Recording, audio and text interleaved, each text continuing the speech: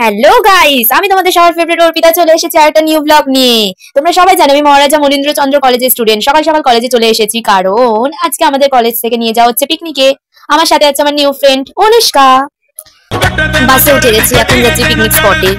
তো দেখতেই পাচ্ছ দাদারা যা গান গাইছে, নাচ করছে, বাস পুরো কাঁপিয়ে দিয়েছে।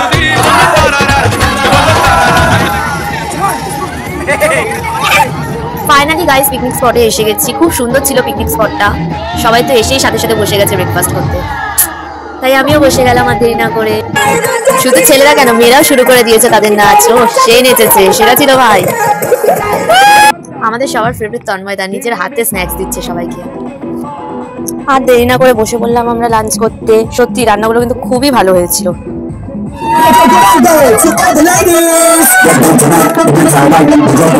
বাড়ি ফেরার সময় বাসের মধ্যে যে যার মতো সংসার পেতে ফেলেছে।